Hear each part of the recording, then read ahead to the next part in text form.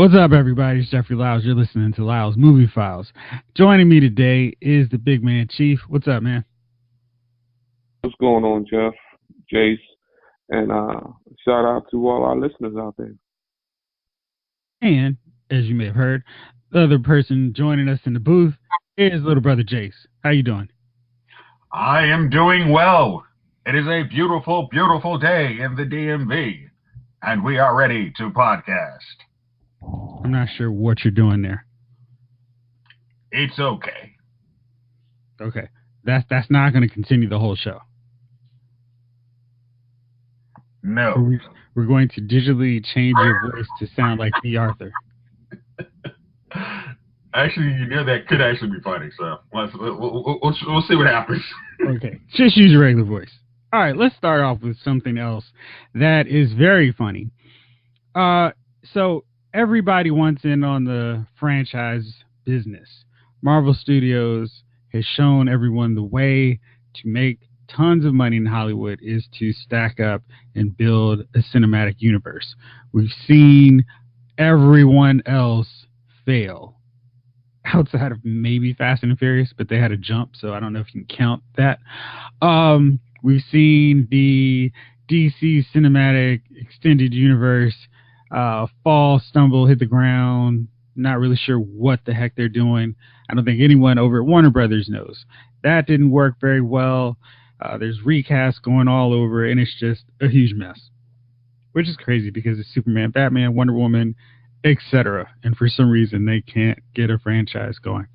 And we've also seen Transformers talk about getting a franchise kind of in the same way. We've got their very first spinoff with Bumblebee. Who knows what that's going to be, but at the very least, that one actually has real, honest-to-goodness Transformers in a Transformers movie. And we saw Tom Cruise try to get the horror franchise going with The Mummy, and that one did so poorly that Universal has pretty much shelved their whole monster cinematic universe. So franchises that aren't Marvel Studios just aren't working. But we've got a new contender that wants in on the action. They think they've got the formula to make it work, and they're calling for pitches right now. Gentlemen, I'll give you 4 guesses to come up with the identity of this potential franchise. Chief, I'm gonna let you go with one first, then Jace, then Chief, then Jace. Ready? All right, Chief, what you got? What's the name of the franchise? The property. So, like, there's any kind of franchise that you could possibly think of that could become a series of movies. A franchise that I could possibly think of that could become a series of movies. I haven't. They're getting back into the sharks, aren't they? I saw the Meg. I didn't see it, but I mean, I've been seeing the Meg. I guess. I mean, maybe they're going back with sea creatures. I don't know. Nope, not sea creatures. Jace, how about you? All right. I know it's on TV, but let's say Josie and the Pussycats. No. All right. Let me give you a hint. It is based off of something very near and dear to your childhood. All right, Chief. Godzilla. How's that help you? Well, they've got that coming. Godzilla versus King Kong is next year. Oh, is it? Okay. Yeah. So near and dear to my childhood. Yep. A horror movie. No, it's not a horror movie. It's like any kind of potential franchise. Property. Oh, okay. Any type of franchise. Okay. Voltron. That could also be a good one. Not that in this case though. Jace. All right. G.I. Joe. No. It's cool. You know what would be fun if they decided to make G.I. Joe movies? That would be a really cool series and franchise. I don't think it would be that expensive to do. I think they could do it. Yeah, the ones that were out. Huh? What's he talking about? The G.I. Joe movies. Weren't they G.I. Joe movies that were garbage? I feel like they were. They made a G.I. Joe the movie, but it never actually made it into theaters because Transformers the movie didn't do so well. But I'm talking live action, and you know that's what I was doing. Yeah, even the dog doesn't believe him. Exactly. Yeah, my bad. Yeah. No, man. Live action. They did do a G.I. Joe. I remember the lips on what's the black guy? Snake Eyes. Yeah, they always see guys doing cosplay with Snake Eyes, but they haven't done a movie yet. Marlon Wayans was in it. Wait a second. Now you really got me confused. You said there's a G.I. Joe movie where you saw Snake Eyes' lips and Marlon Wayans? Come on, Chief. That just sounds preposterous. Who would do something like that? Who would do that? Like that? Man. Okay, y'all got to be messing with me now. Yeah. I'm still trying to work my Men in Black pen so I can blink that out. Jace, you got another guess? Oh, you did. All right, so fellas, this franchise is coming. This potential franchise is coming from General Mills. They want to get films made of its breakfast cereal monsters, Count Chocula, Boo Berry, and Frankenberry. Well, let me start off by saying that wasn't near and dear to my childhood. I didn't even eat that stuff. But I mean, you watch the commercials when you watch the cartoons, yeah? I saw the commercials. I remember them, but I didn't eat that. I was more of a Cheerio guy. Okay. You know what? You go with a kid themed movie. You know, why not? Like, yeah. I mean, hey, it's been around for 20 years. I mean, 20 years. Yeah. We're in our 40s. That thing's been around longer than that. Yeah, I guess. Yeah. Listen, but who wants to, like, who? First of all, what kid would know who they are? And then the adults, kids, people in their 40s, I'm not going to see a Boo Berry movie. Most people, most parents now are vegans and don't want their kids to have cereal or be in the cereal aisle. So, hey, maybe there's some extended marketing. It's why aren't we famous? You know what I mean? When you hear stuff like that, you think to yourself, like, why aren't I famous? Like, I could do better than a Boo Berry movie. Just a film crew coming out and filming my daily life would be better than a Boo Berry movie, and certainly most better than the first Paddington Bear movie. I don't understand why my life is like this. You just like Vision, Chief. Ace, what do you think about this? I just said it doesn't actually sound as ridiculous as I'm laughing at it, but it's like, hey, it's just, I mean, remember, most of the G.I. Joe, like the cartoons of our generation, were really just extended commercials for the toys and comic books.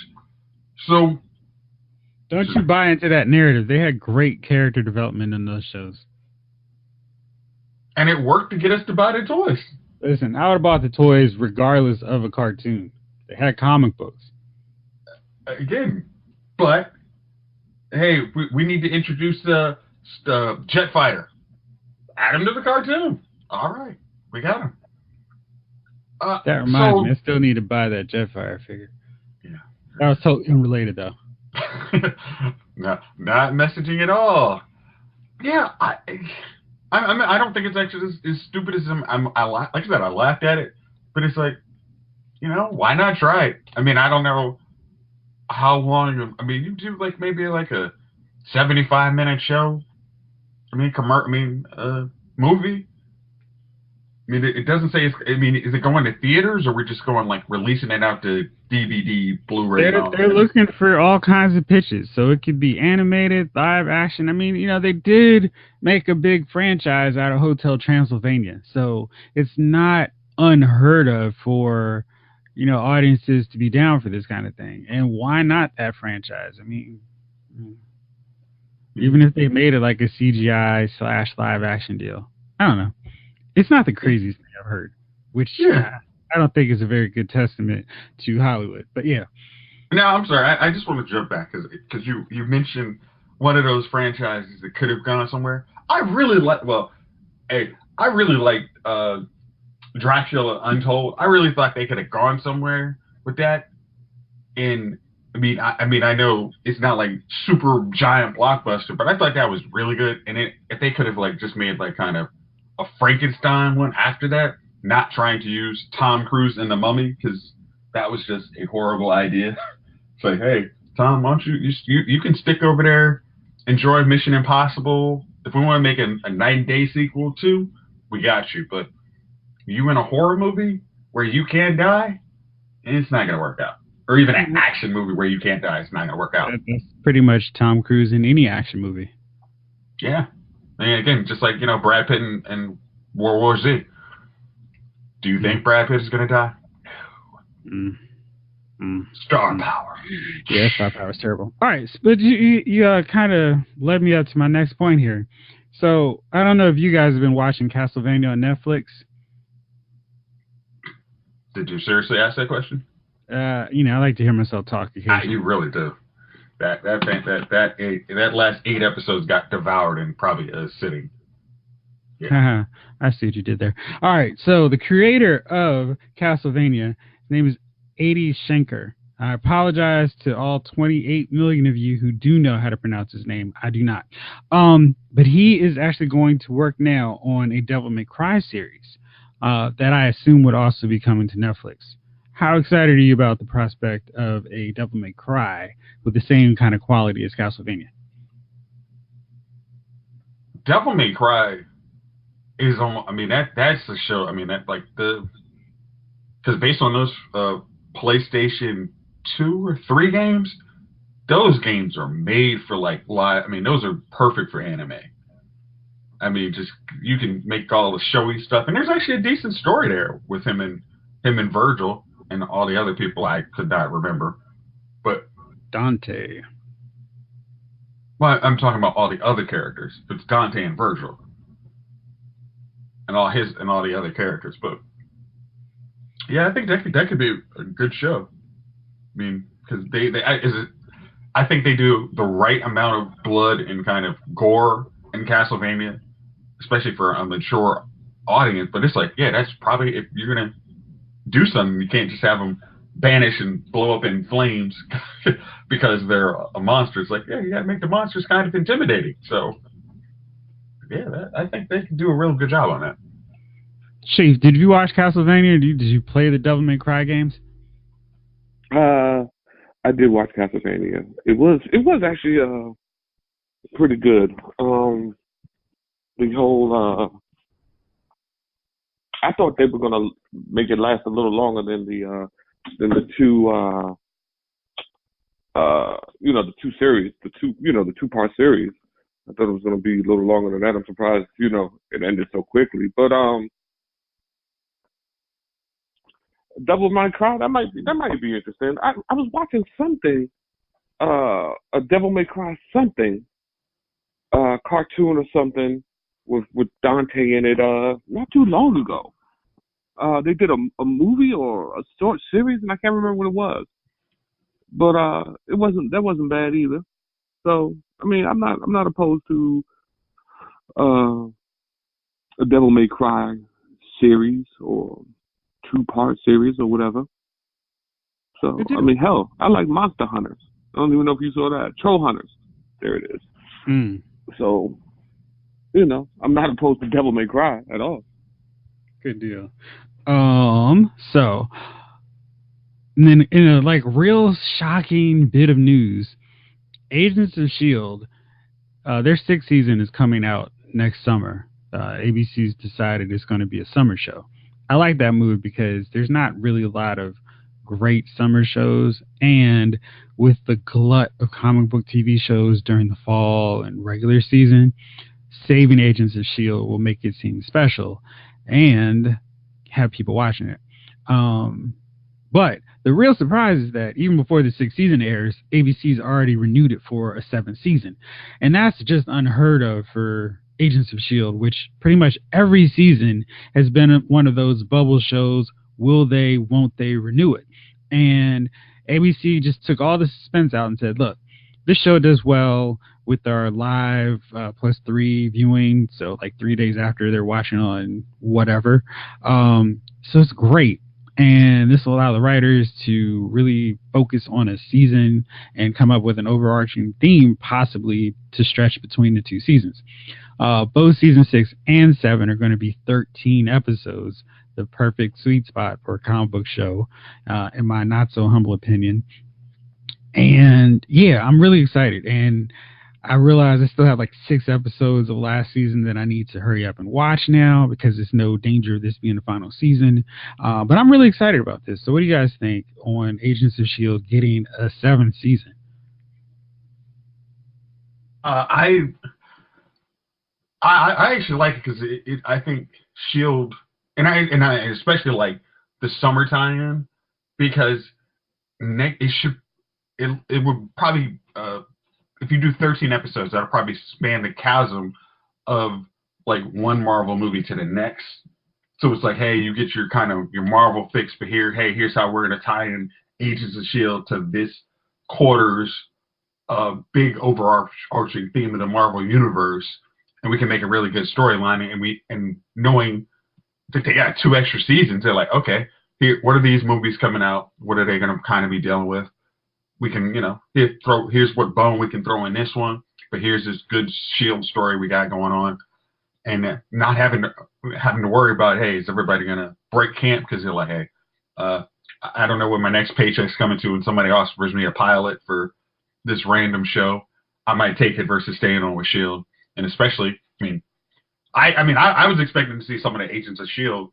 in Avengers, so Infinity War. So not seeing them was kind of like, oh, well, maybe they weren't as big a part as we were led to believe, but now it's like, okay, oh, I got 2 more years of checks. Okay, we're cool.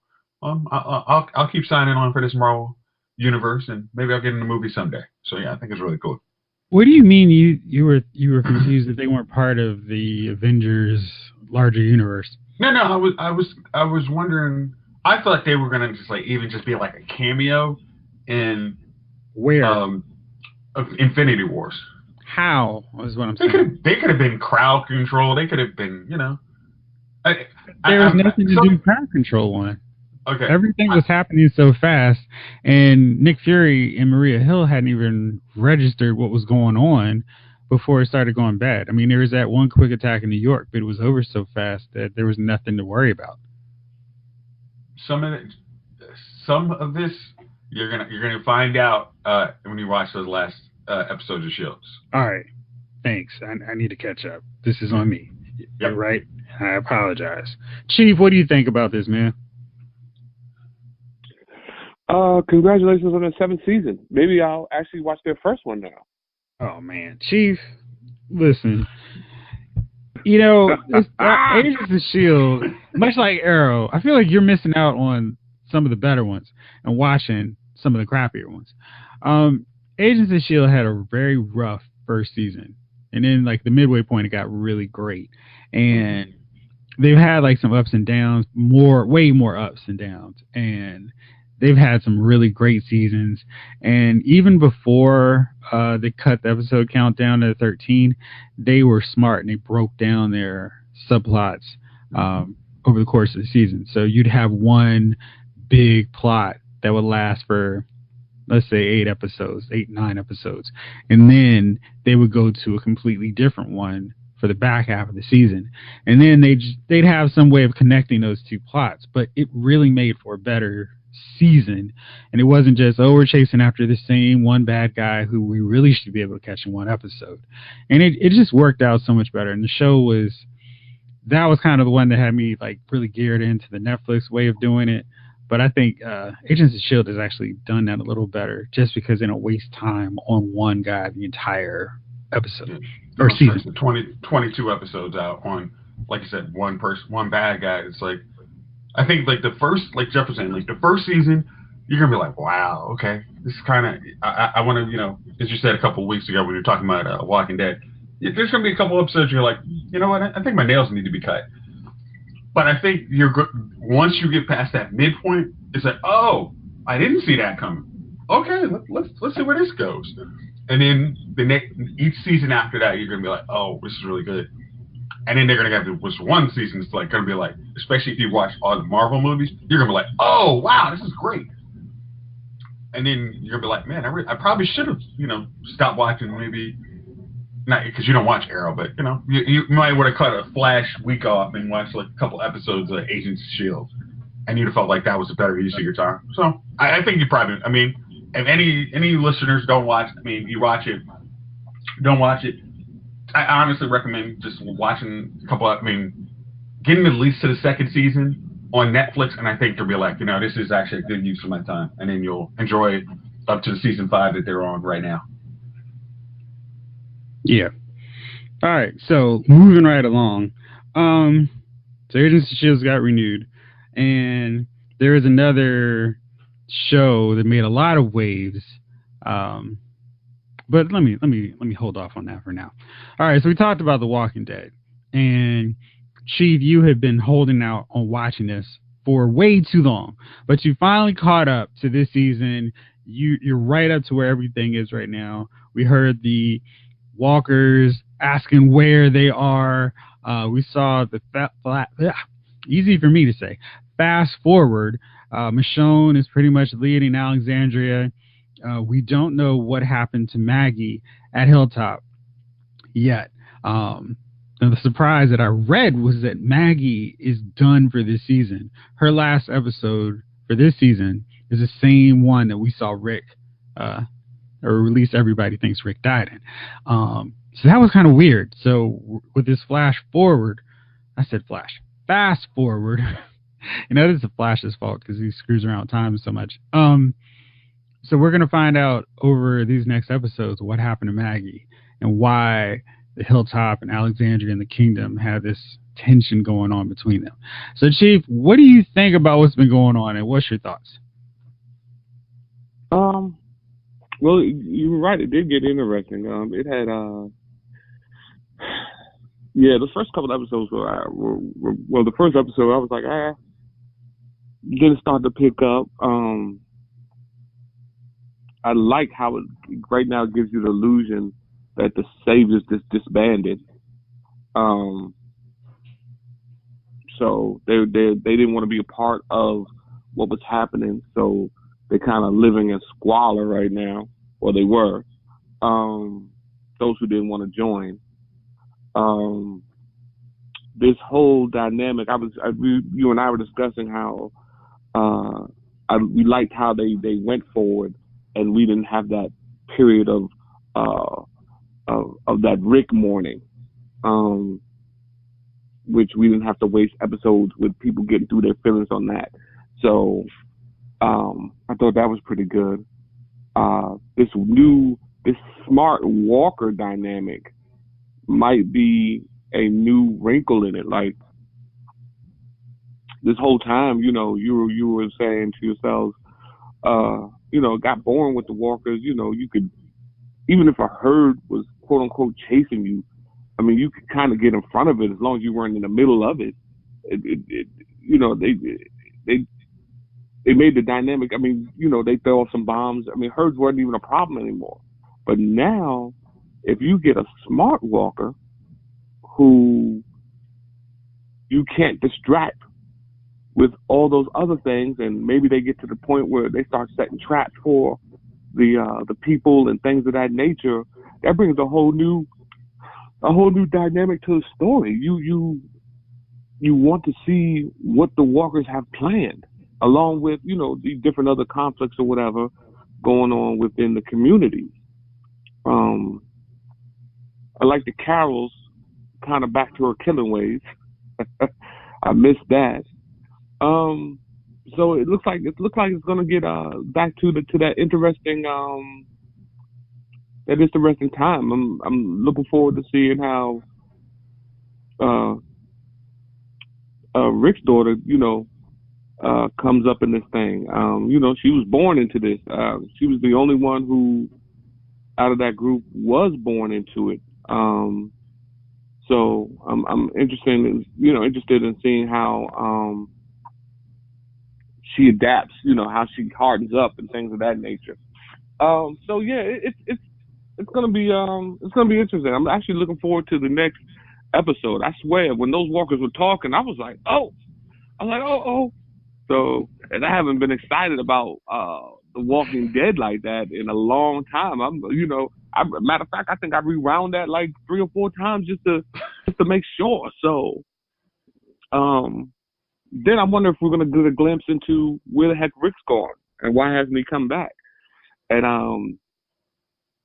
I don't know if you got a chance to look at the helicopter. Did you see the marking, or was it me and my imagination? I did not see it. I still have it on my DVR to queue up. Okay. Because So I think they took him to some kind of Center for Disease Control or something, and they got him there doing something. So, cause I always wonder why, if he's alive, why didn't he come home? And then the dynamic with the crazy girl. So this whole time she wasn't crazy? Right. The leader of the garbage people? Like, so then when she was she supposed to bring the priest to them bitten? Or, like, was she supposed to bring the priest to them bitten, and then because the whole time I assumed that she was talking to the saviors on the walkie-talkie. So then she dumped the walker onto the priest, and then she pulled it off. So I'm like, well, what was that for? Like, what purpose was that going to serve? You know what might have been is like, maybe it was like and I didn't see any markings on the helicopter, but maybe it's like, hey, I want to show you, like, she's giving people who are freshly bitten to, like, say, the CDC, and be like, all right, here's this. You guys get a chance to study them as they're turning, and then see what happens. So, but wouldn't that? I mean, is that hard to do? Is it hard to do to find somebody who's been bitten, or get somebody to like if they're studying walkers or whatever have you? Then obviously I would think they would have people who they're having the walkers bite, and so there's a short supply. Vaccines, there's different vaccines. Like, you don't have to put an undercover agent in deep undercover mode for 3 years to get a bite. Well, no, think about it. Her own community. Well, yeah. See, she's trading 1 or 2 of her people, and like letting everybody else not really know it, because in that world you're just like, oh, somebody went out and they did an errand, oh, they didn't come back, oh, okay, sorry, nobody thinks anything of it. But what she does has her little one person, like, okay, here's this person who's freshly bitten, now go, because if you're like in a say like CDC, you probably have like, hey, we have all our smart people here, we don't have like free smart people, and there's not many people going to come over here and, hey, how you doing, guys? I could use some sanctuary, because there's just not that many people around. So they say, hey, you find people who come to you, you get them, and we'll give you some supplies. So that's something I didn't see. But set her up in a dump. I mean, they set her up in a garbage dump. I don't know, Jace. Hey, shit, if you look at DC, that's a condo now. So I mean, she wasn't doing too bad. It just seemed a little crazy. So I don't know. All right, so Jace, what do you think about everything that's been happening? Okay, especially after the last episode, I like how, and I think it was real good that I just listened to our when we were talking about like the first episode of Walking Dead, but how after this one, remember how like Michonne was like, hey, Maggie, who made you the council? I mean, person, like, basically who decides who lives and dies. And then on this episode, you actually had a council, like, kind of, hey, it's not just Michonne telling these guys, hey, I'm head of security, y'all getting out. She was like, hey, there was actually a council who voted, like, hey, we're the council who decides on who stays in this community or not. So that was kind of good. The fact that Maggie's dead. I didn't say she was dead. She's not. She's gone. She's not on the rest of it. We won't be seeing her for the rest of the season. That's interesting. I don't know where that's going to take us, but again, I think some mystery in Walking Dead it doesn't seem forced is a good thing. I think that's the one thing it has been missing lately, and I think that there's some story to go with that, so I think that's cool. And I think one of the best things about how even just the talking walkers is we're back to the original question of the show. Is what the heck started all this? And now it's wait, if the walkers are evolving, maybe was this a plague? Was this something that some government released and now it could be wearing off? People are going to start coming back, or is it just humanity is going to evolve from this? So I think that's okay, wow, we can get back to that question, especially if they're if Lonnie said there was some CDC thing, a helicopter that was, oh wow, it's been a while since we went back and with Rick and the CDC, where he's hey man, if you die you're already exposed, so it doesn't matter. It's everywhere. It's not one or two things. It's not just the bite. It's everybody who dies. You're caught. It's in the air. It's just you're dead. If you die, you come back. So maybe we can get back to that question, which I think has always been one of the more intriguing things. That it was just fate. I can't say it right now. It's Saturday morning, but I think that's going to be something really cool.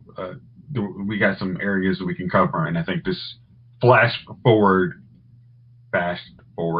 is probably one of the best things that's happened in the show in a long time. Perfect. All right. So something that's not very good for any time is the announcement yesterday that Supergirl has finally cast Lex Luthor. Now, this is a guy that Superman fans, Supergirl fans have heard a lot about over the course of Supergirl's 4 seasons now, and we're finally going to see him. And I feel like there are a lot of people out there, a lot of white guys who could shave and be Lex Luthor. And the Supergirl creative team decided to go with Jon Cryer. And a lot of people online were very quick to point out, hey, he played Lenny Luthor on Superman 4. And the problem is no one ever should be reminded of Superman 4 unless they're watching it as a dare or a joke. So Jon Cryer, he's bald now. And maybe that was the only requirement the Supergirl creative team needed. I'm not happy about this. And there's so many reasons. I'll just go through the first 3.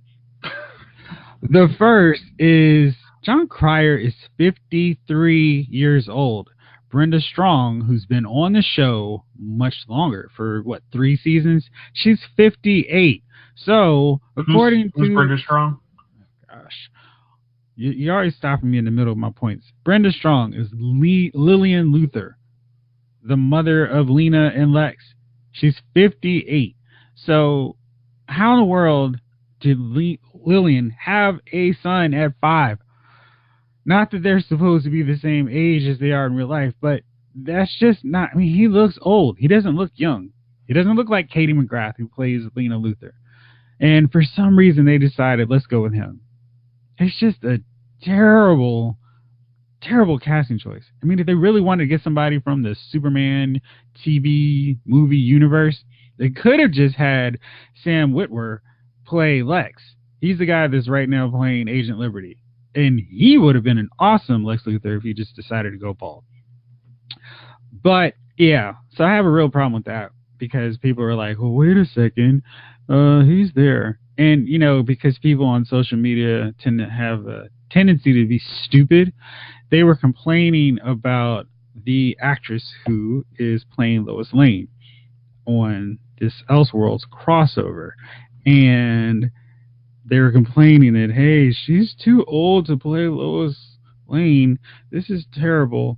Her name is Elizabeth Tulloch, and she's 37. And I guess Tyler Hoechlin is younger. But Elizabeth Tulloch looks just like Lois Lane. If you were to do any comic book panel of Lois and put her next to it, it's like you could not have possibly cast that any better. Jon Cryer, not so much at all. I mean, I can't help but see him as the goofy doofus on 2.5 Men. He's not cool, cruel, manipulative, powerful, threatening, menacing, any of the things that we need out of Lex Luthor. And Jesse Eisenberg got a whole bunch of crap for playing a very different version of Lex Luthor. But his is immediately better than Jon Cryer's take. And I have not seen second one of Jon Cryer, but I already know he's going to be undoubtedly the worst Lex Luthor we've ever seen in live action. Chief, what do you think about this? I agree. I mean, I didn't want to see him either.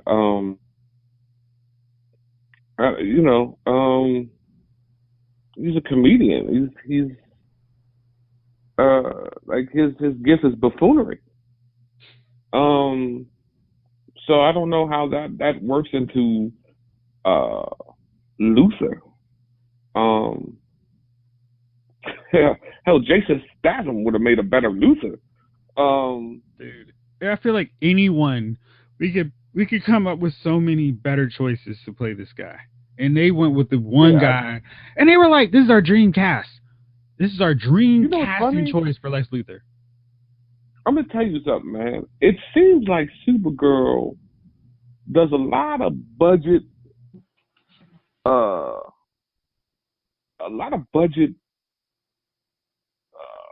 they're cheap. Low budget things in their universe there.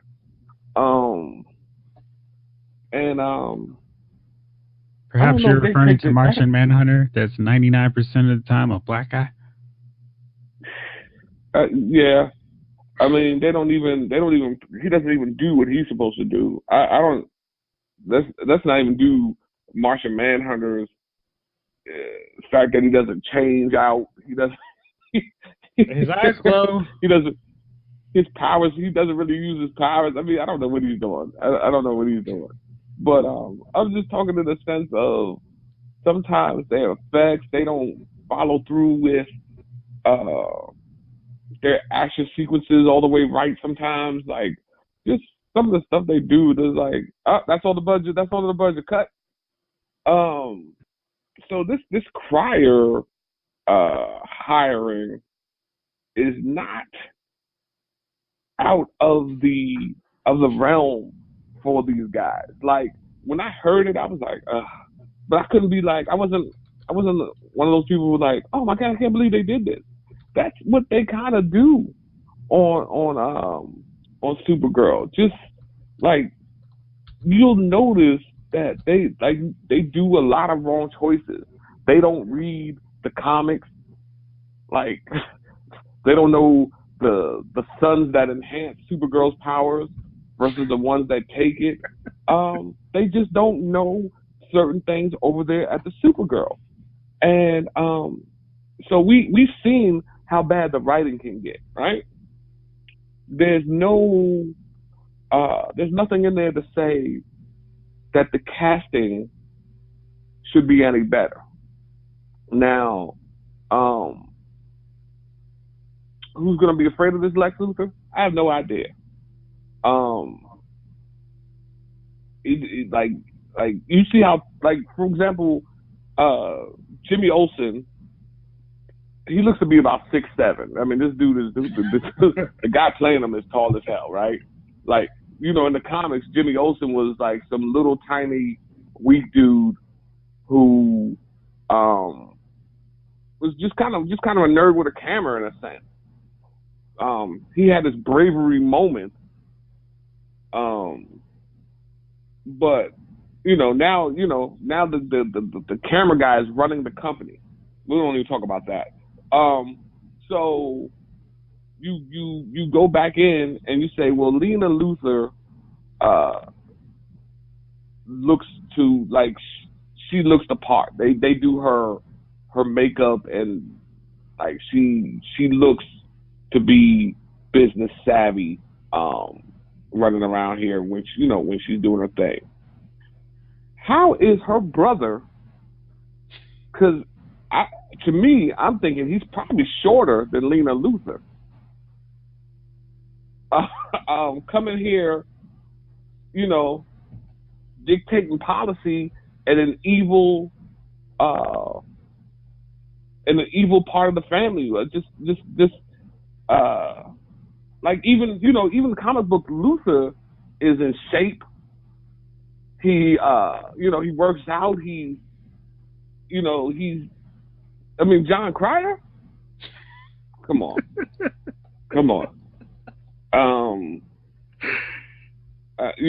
And it's funny because if you think about it, other than maybe Gene Hackman and what's my man? That's the guys who's everybody's against now.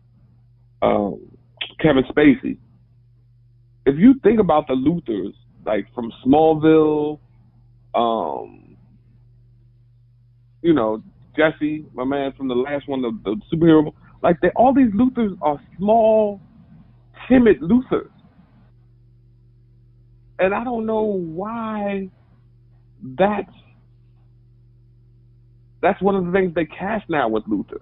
Like, these are small, timid Luthors. And when Luthor is not a timid guy. He's not a small, timid guy.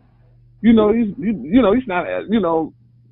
6'5" guy, but he's when you look at Luthor, there's some spunk with him. You just don't feel like you can just go in, slap the hell out of Luthor, and then walk off.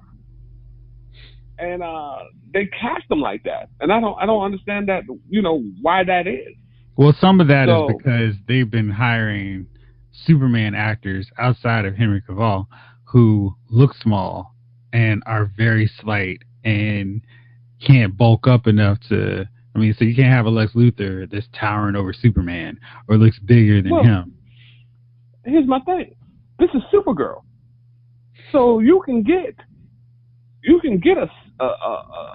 you don't have to get a super bulky Luthor because you're playing with an actress who's probably 5'4" as Supergirl, and you can alter the shots whenever Superman makes an appearance if he does.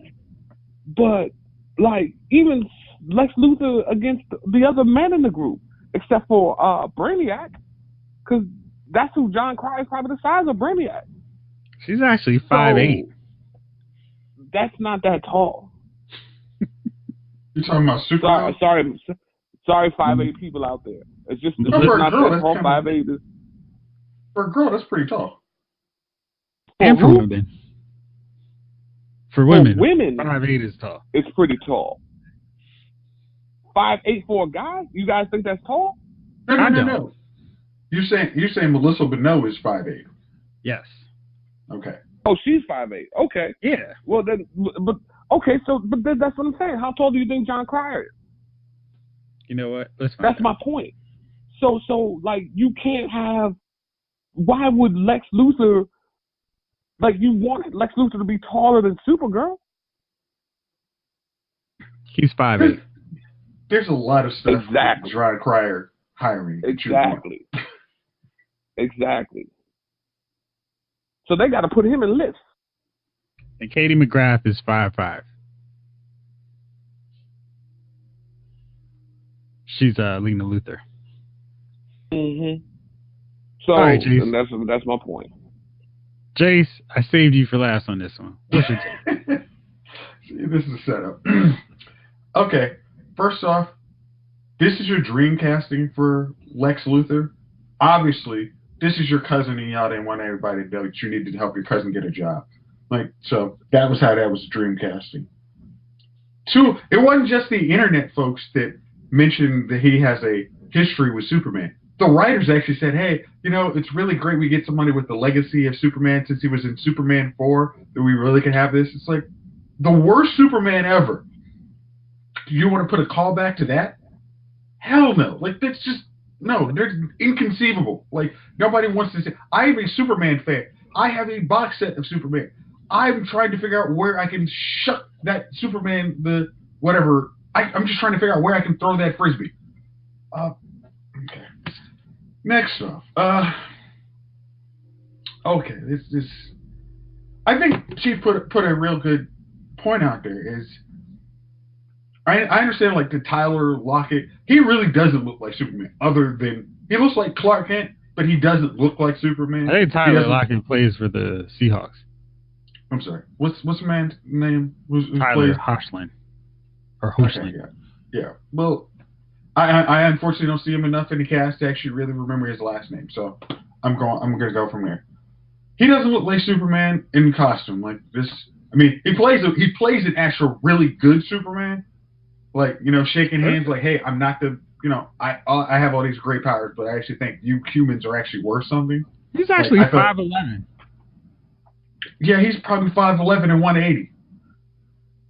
So that doesn't do anything. And so I'm just saying, like, the best, like, kind of Luthors. I mean, like, all the live action Luthors. Let's face fact. Beside beside Michael Rosenbaum, all the rest of them have actually sucked. Whoa, like, Gene Hackman.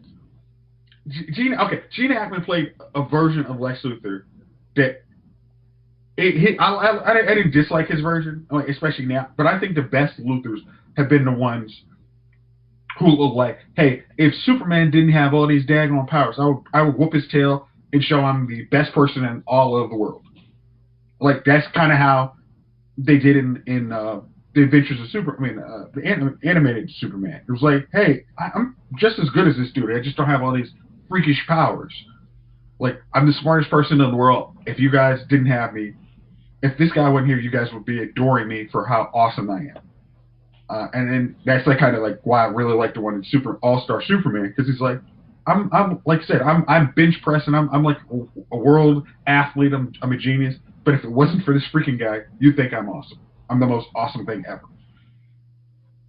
And Jon Cryer doesn't reach anything near a awesome Lex Luthor. Like, and I'm sorry for interrupting you when you're talking about Lillian. Look, I just didn't know what her name was. But that looks like a guy who's well too established in life to care about Superman. Like, as a dude who's literally like, if Lex is supposed to be that super genius in that world, he's looked like he's like mid-career before Superman even comes around. He's like, I don't care about this dude. He doesn't look like somebody who's in Superman's age bracket where it's like, I really am in competition with this dude. He's like, I've already got all my things in life, and now Superman's here. I don't care. Like, that doesn't seem like something that that would click in his head. But then, as you also mentioned the point, I think another point, Jeff, is like, there's going to be a point where the Lillian and Lex are in a scene together, and you're really going to be like, wait, how is this supposed to be her son? I mean, like, because if you're going to say, like, Lena and Lex don't even look like they would be in the house together. They look like somebody who's like, hey, I had your brother, like, when I was 10 years old, and he's off to college when you're actually a 3-year-old. Look, they don't look like they would have ever been in the house together. The other problem is Brenda Strong is a very young-looking 58. So it's not like she's like, oh, gosh, she's so old. I mean, she looks younger than Jon Cryer at this point, who looks every bit of 53 years old.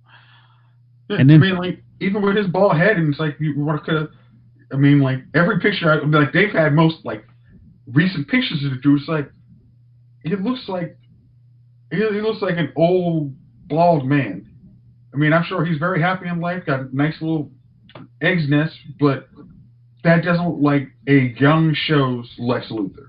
That doesn't seem like somebody who grows with the cast. Like, that just doesn't make any sense. I mean, I think that is, like, I know we talked about how bad Tyler's casting was when we saw the first pictures of Superman. We're just like, hey, dude, I know I can bench press more than that guy. I have no shame in doing it. This one, I'm like, I don't see how you redeem this one. This is just bad casting. And maybe he's just the Lex Luthor for the Elseworld crossover. The Lex Luthor? No, he is going to be Lex Luthor in Supergirl. I don't even think he's going to show up until after the crossover is over. This is bad comedy. Absolutely. So, yeah. So I just decided, I just did a quick Google search of bald dudes, because I feel like Lex Luthor is one of those important... what always strikes me with the Marvel studio films is how every casting choice has made sense and been pretty much perfect. Like, you don't watch these guys performing and go, yeah, they should have gotten XYZ actor to play this guy. Like, I can't imagine anybody being a better Iron Man than Robert Downey Jr. I couldn't imagine anyone else being Black Panther but Chadwick Boseman. I had some questions about Chris Evans because he played such a perfect Human Torch, but he's an even better Captain America. But there are a lot of casting choices with the DC films and trickling into their TV shows where I'm like, guys, does anyone know these characters and what they're supposed to really be? And one thing that I've always had like a problem on the TV version was the Arrowverse actually had a perfect guy if they wanted to make a Black Jimmy Olsen. They should have just had the guy, Echo Kellum, who plays Curtis on Arrow, play Jimmy Olsen on Supergirl. He is the Jimmy Olsen. He's Jimmy Olsen from the comics, and he would have flowed in so much more naturally. He's just inherently more goofy and non-threatening. And then they could have swapped out what's the dude's name? Mikael Brooks. They could have put him, or Mekaed Brooks, put him on as Mr. Terrific on Arrow because he actually looks strong, intimidating, like an Olympic athlete. And it's just, they make really questionable casting choices where it's like, why? And this is just the latest. So let me put this out to you guys. You're in charge of DC Arrowverse / movie universe. They've botched the casting of Lex Luthor twice. Who would you make? Who would you select as your Lex Luthor in your movie or TV universe? Chief, I'll start with you. Lex Luthor. Maybe Gerard Butler. He plays one hell of a bad guy. I'm trying to think other good villain guys.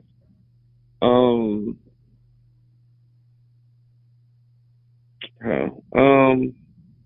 think I was just watching something with him today too.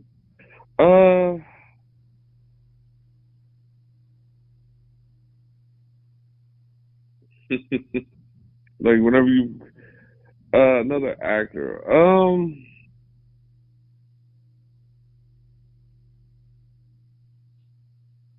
I don't know. Maybe he's like, that dude is like 6'5", but I think Gerard Butler would do a good Luthor. I don't. I was gonna say my man, the dude that plays Vision, but he's tall. He's too tall. Paul Bettany. Like that dude is, yeah. I mean, tall doesn't matter as long as he's slight like he is. Yeah, I think so too. You know, I mean, like that's what I'm saying. But I think he'd make a good Luthor. Just somebody shrewd. You can play a good shrewd spot. You know what I mean? Or like, hell, even the dude who plays Loki would probably make a good Luthor. Yeah, he would. I think he's enjoying that Marvel money way too much, though. Well, yeah, no doubt. All right, Jace, you got anybody in your dream casting that you'd have as Lex Luthor? Yeah, I think you said something else. The swapping of Curtis and Jimmy makes too much sense. That's why they didn't do it. I mean, like when they were talking about Jimmy, was like, you know, when I saw Clark do all these amazing things, I was like shook. I'm like, really, dude? You're the tallest dude there, and look like you like kind of out. I mean, you actually go to the gym with Superman. Like, stop it. Like, you don't sound like you're intimidated at all. I mean, Curtis, on the other hand, he looks like, you know, he sees a piece of toilet paper and runs the other way if it's blowing too fast in the wind. Now, I just did a real cursory search. Now, I know I'm actually what I just said, like how Superman, I mean, they don't look like they're in the same age bracket, but this dude is actually so good, I really get over it. And I know he's already been in like 3 roles in DC, but I don't care. Mark Strong. It's like, I don't care. It's like, throw everything I just said out the window if I can get Mark Strong is Lex Luthor. I mean, it's just like, that's a dude who's like, he gets that, like, because even in like Kingsman, where he's like trying to just, where he's just trying to, be serious. It's like, if you, all you have to do is change his tone a little bit, you just like, whoa, okay. All right, what's going on, man? We're going to fight? We're going to have some duel? What's going on? So, I mean, him just hitting that intimidating, like, I need mercy, I need this person dealt with. Yes, that's going down. Mercy is taking care of that. And I laugh at every time I see these Lex Luthors. It's like, you just need like somebody who looks like they should be taken seriously. And that's a good dude. Like Mark Strong looks like somebody who you take serious. So like I just did like another search. Like I seen this guy. Was it Travis Fimmel from Vikings? Like it might just be like a really good picture of the dude. But it's like, yo, at least he looks like in the same age bracket. Like, okay, like he's somebody you might want to think about. Like you can grow with the cast. I mean, but I still say, if I get my dream casting, it's like let's keep it Mark Strong. Yeah, he'd be my choice too. And it's crazy. The dude is like right in the building. He's right around. Hey, remember the guy who was awesome in Sinestro? What about him? Let's go something different. Let's do Jesse Eisenberg. Okay. Yeah. I feel like they so desperately need a crisis/Flashpoint movie to just fix everything and make Mark Strong Lex Luthor. Because I'm like, why is he Dr. Sivana? Dr. Sivana is like 5 foot. I mean, he's not supposed to be looking eye to eye with Shazam. Anyhow. So yeah. Yeah. I mean, like that's just like, why? I mean, I think, and we said this like, especially when everybody was talking about Shazam, it's just like, why y'all wasting him on Shazam? And it has nothing. And I'm excited about seeing Shazam. It's just like Mark Strong seems like way too good a actor to put in as a C-level bad guy. It's like that's a dude. If you actually have your Legion of Doom versus Justice League, you want him to be like kind of leading the charge, like him as Lex Luthor. Tell him, hey, I got this kryptonite suit. I'm going to take out Superman. All the rest of y'all do what y'all need to with y'all guys. I'm thinking they follow that dude. Absolutely. So let's do League of Our Own. Yeah. But that movie probably will never come anyway because no one at Warner Brothers seems intent on delivering good things for us. No, yes. Warner Brothers, I mean, let's be honest. I think once Wonder Woman 1984 is done, they're probably going to screw up the whole thing. I mean, I just think I don't think they just need to, unless they kind of go with your idea. I don't even think there's going to be a DC extended universe after next year. We'll see. Now, one thing I kind of need to walk back a little on what I said about Warner Brothers, DC not delivering anything good. I've been watching Titans, and I have a few issues with how some of the characters are portrayed, or why Corey/Starfire never changes outfits and still is rocking a fur coat when no one else seems to be aware that it's cold.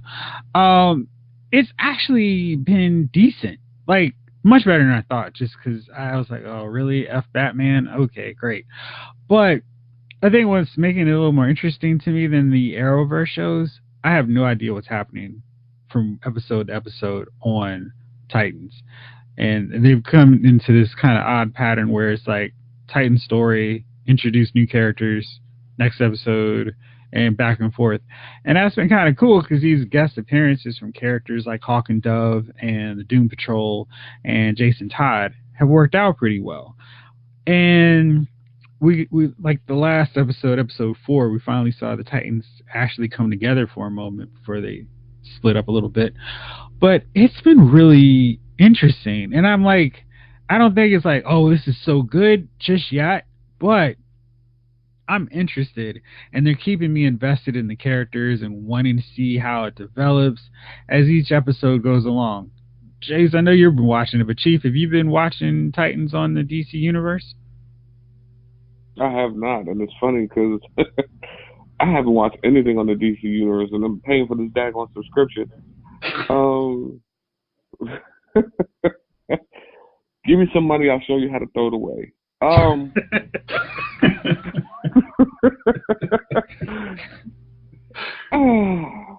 So so you've been enjoying it then? The Titans it is good. So the first episode was really kind of like, I don't know about this, because it didn't focus on pretty much anybody but 3 characters, and their portrayal was kind of really off from how they should be in the comics. And I guess that's traditionally my problem with DC live action stuff, because they've got the blueprint, they've got the cheat sheet. This is how the characters are, this is how you treat them, this is how they act in certain scenarios. And when you had writers write them consistently for 40, 50 years, you've got a pretty good blueprint on how they should act. And the characters in Titans don't act anything like the characters do in the comics. And it's one of those things where it's like, okay, if you're so stuck on the comic, you're not necessarily going to like it. But this is one of those, okay, they refuse to do that. So I'll just have to see if I can get along with what they're doing here.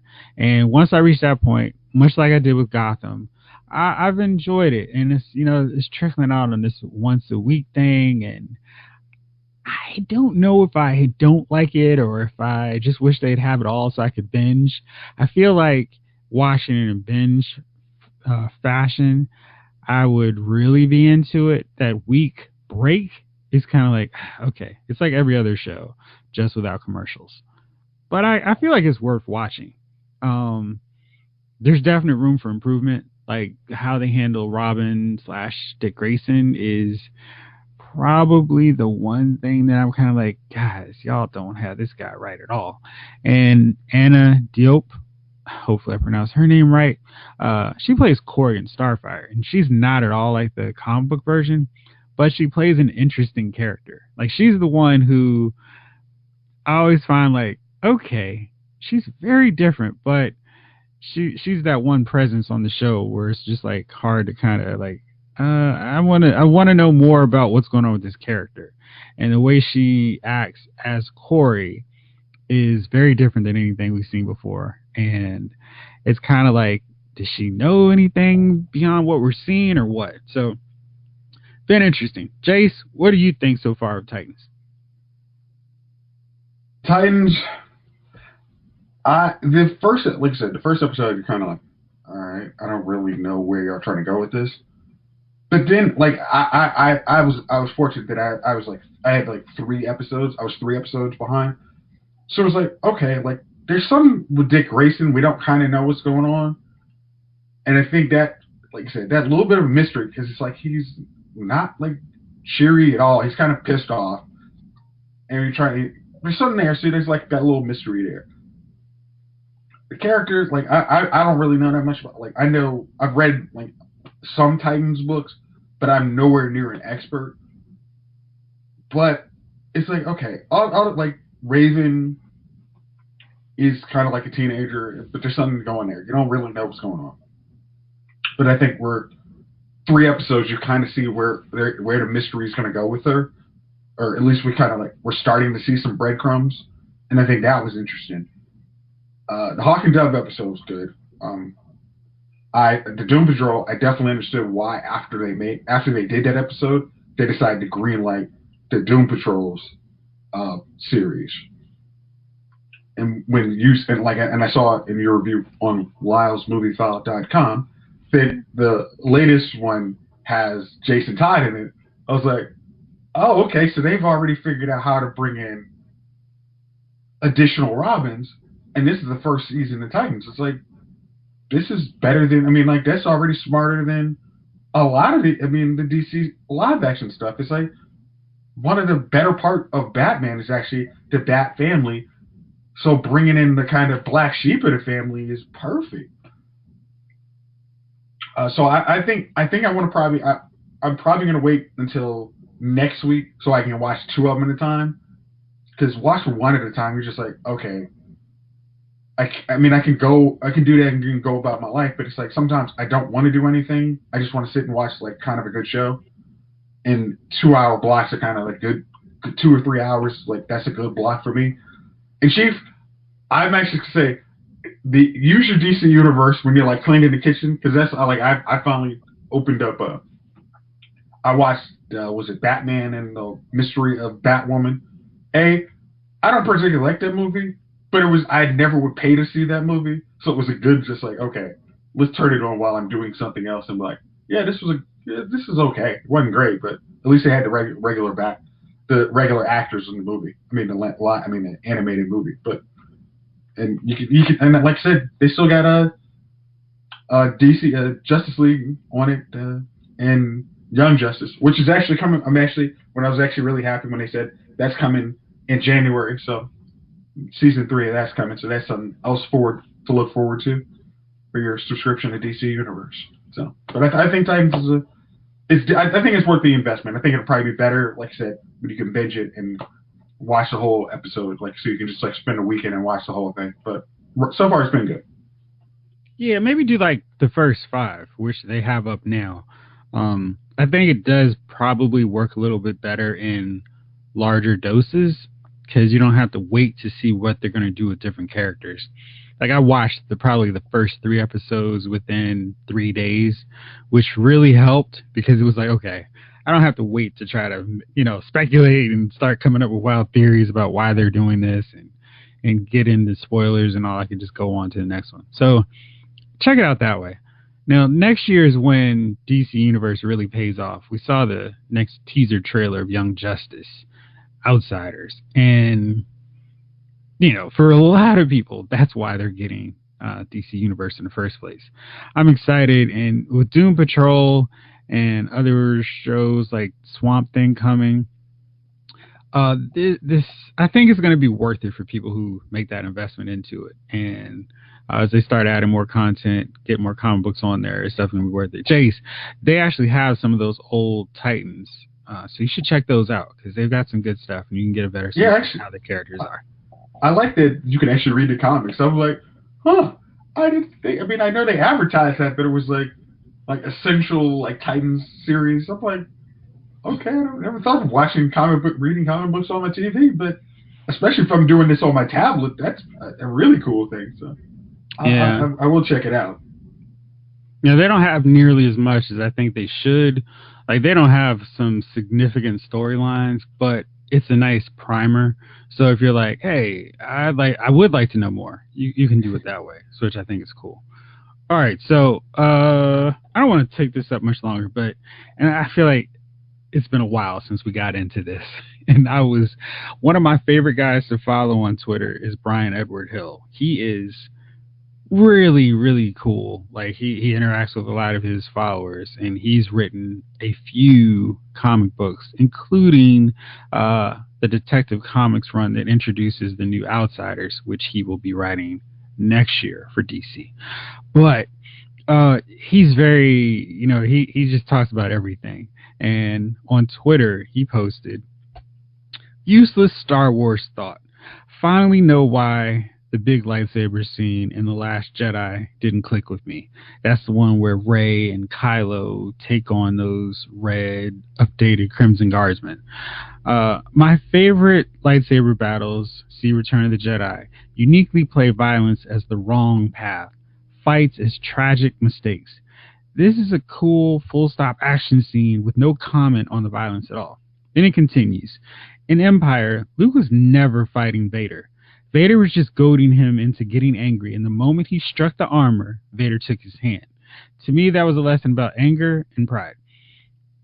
In Return of the Jedi, Luke never wants to fight his father, but he's forced to defend himself. He tries to hide and reason with Anakin, but loses control, and the music goes to tragic chorus, the first time in the whole franchise.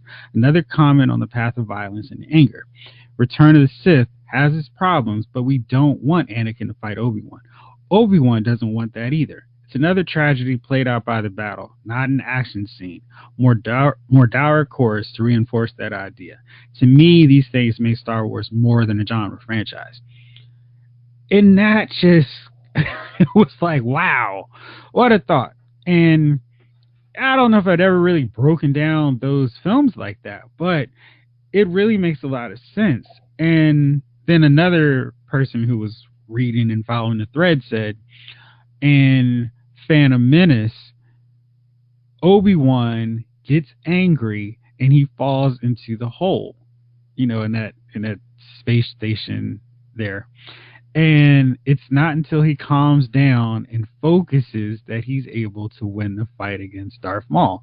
And it's just really interesting how you look at these fight scenes and it's like, yeah, that's not just it's not, hey, we're going into a crazy action sequence. Isn't this cool? There's an actual story to the fights, and there's a purpose beyond. Wasn't that cool? And I know a lot of people talk about revenge. What is the last one? The Last Jedi. Last Jedi. Thank you. And I'm like, yeah, I couldn't tell you anything that I remember from that movie outside of Luke died. Spoiler. And I mean, that's the most significant thing of the movie. He doesn't fight, and he's just serving it as a distraction. And then he vanishes off because he's exhausted himself. But Chi, what do you think about that thought about how the Star Wars fight scenes aren't the typical fight scenes? I mean, I've always liked Star Wars fight scenes. I mean, that's what I live for. I could go to, I could watch a Star Wars movie where they did nothing but lightsaber battles. And I find myself a lot of times when I'm watching a movie, that's what I'm looking forward to, the lightsaber fights, more than anything else happening in the movie. You remember, I forget which one it was. It was one of the second set of the first series, which is funny to say. Prequels, yeah. You know what I mean? Of the prequel to the old series. Right. So there was a part where they're all in this arena, and then all of a sudden you see Samuel Jackson's purple lightsaber just go on in the crowd. You know what I'm talking about? This party's over. And I remember that joint just hyped me up so much because I knew a lightsaber battle was about to take place. And I don't get that, the rest of that stuff is okay. But, I mean, when you think about it, this is Star Wars. That's what you when you were young, coming up, when 4, 5, and 6 came out as a child, that's what you wanted. You wanted the lightsaber battles. Space was for Star Trek in kind of a sense. I mean, you wanted lightsaber battles. You wanted Vader fighting someone. I mean, just think about the last couple of minutes of the one that everybody liked when they were trying to steal the plans for the Death Star. And the last 3 minutes of the movie, Vader gets on the ship and he's going through everybody with his lightsaber trying to get to the plans. Remember that? Mm-hmm. That was, to me, that part of the movie, that was one of the most exciting parts of the movie, watching Vader use his force power, the lightsaber. I mean, he's going through everybody. I mean, listen, I love lightsaber battles. Every movie that doesn't have them is not as great as the movies that to me, that didn't. I mean, I love them. So the more the merrier. Yoda, the Yoda lightsaber battles against him and Count Dooku. Anakin versus Count Dooku. I mean, Obi-Wan versus Grievous. Come on, please stop. You know what I mean? Anakin and Obi-Wan at the end of the other one. The lightsaber battle. I mean, like I said, man, they lost so much money in that franchise not doing the Clone Wars as movies. Because the lightsaber battles in the Clone Wars would have been epic. Hey, man, maybe there's still time. All right, Jace, what do you think about Brian Edward Hill's thoughts? That's a deep thinker, honestly. I mean, to look at it in that I mean, because especially just even like connecting like the music part, where it's like, especially like in Return of the Jedi, it's like it's Luke is doing that, and then it's like the music really does change. It's not like it's not hopeless. Like negotiations broke down. He's finally giving in to his anger. Like this is tragic. It's like, huh? I really had never thought of that like that. And I mean, just to point that out, I mean that's a very smart dude. Honestly, I mean that's a perspective I just had not thought of in Star Wars. Now, talking about Last Jedi, I mean the part where that doesn't connect, I also think is like that part doesn't really connect because there's nothing to it. I mean, I guess that's it. I know you haven't watched. I know, Jeff, you haven't watched Last Jedi basically since you said you watched it the first time. And honestly, I've as much as we talk about, I've tried to watch that movie. It's just like, as much as we talk about Phantom Menace, like in the pod racing scene and all that, it has that, like Tatooine scene is boring, but Last Jedi has so many parts you're just like, where is this going? And nothing is connecting you to anything. And then when you get to the end, like when all the fights are happening, you're like, I'm not connected. I don't care who wins. And I think it's going back to like, it's like, I don't care. It's not tragic that Kylo Ren is struck down as master. It's Luke. I mean, like Luke playing the martyr. You're like, wow, why didn't you just come and help him? I mean, or why did, I mean, you're like, I mean, again, you're also like, why did y'all abandon him in the first place? This doesn't make any sense. And I like I said, his perspective was very good, but then it also takes you back to the whole Last Jedi. It's not. I really don't think it's us just gripe. I mean, the fans just griping. It's just like we have no connection to these things, and I think that is,